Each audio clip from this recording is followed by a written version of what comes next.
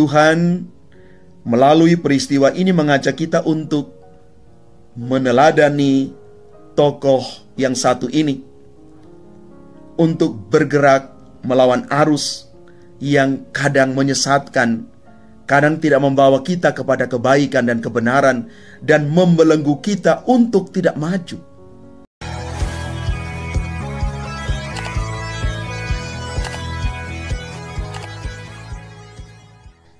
Salam Bapak Ibu, saudara dan saudari, sahabat-sahabat garam dunia yang terkasih. Hari ini bersama dengan gereja kita merayakan pesta kelahiran Santo Yohanes Pembaptis. Kita terbiasa hidup dalam budaya dan kebiasaan tertentu.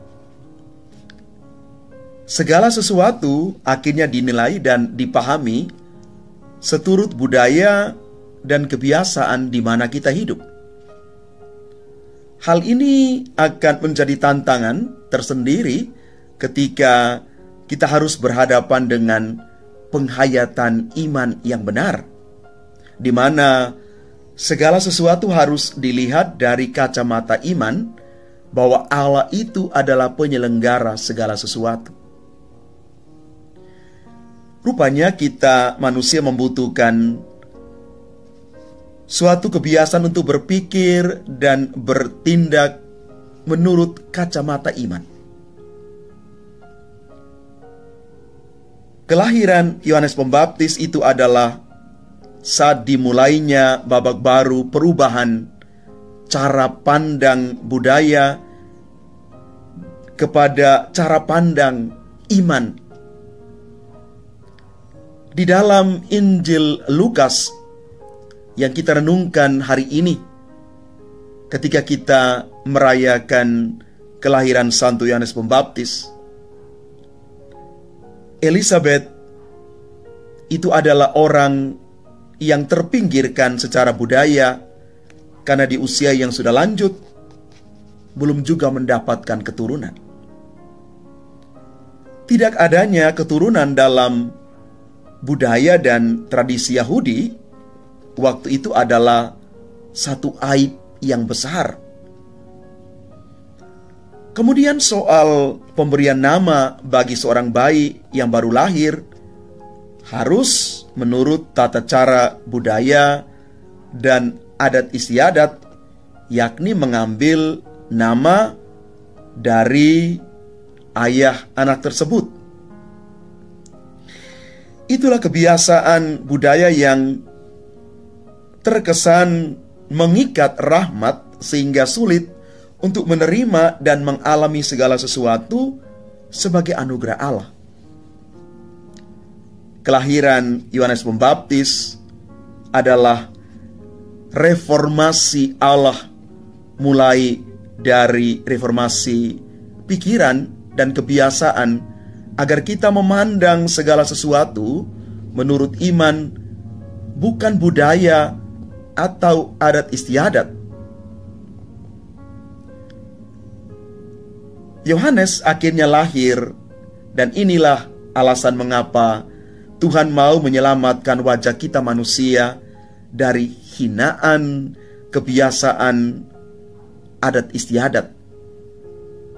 Kadang-kadang orang terbelenggu di dalam satu tradisi yang mungkin juga mengikat orang untuk melakukan kebaikan. Ada budaya-budaya tertentu, tradisi adat istiadat yang mungkin juga tidak benar di dalam penghayatannya. Ia diberi nama Yohanes dan bukan Zakaria menurut nama ayah. Juga merupakan alasan kuat mengapa kita perlu mengubah cara pandang kita yang sekali lagi terlampau dikuasai budaya dan adat istiadat kepada cara pandang yang lebih imani. Bapak, Ibu, saudara dan saudari yang terkasih, Yohanes Pembaptis adalah seorang tokoh pelawan arus, dan hal ini mulai kelihatan sejak awal kelahirannya. Tuhan melalui peristiwa ini mengajak kita untuk meneladani tokoh yang satu ini, untuk bergerak melawan arus yang kadang menyesatkan, kadang tidak membawa kita kepada kebaikan dan kebenaran, dan membelenggu kita untuk tidak maju.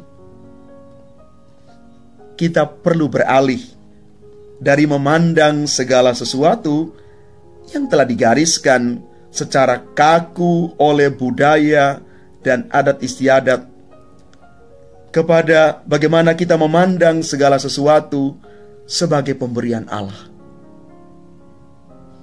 Namanya adalah Yohanes dari Yehohanan, yang berarti pemberian Allah.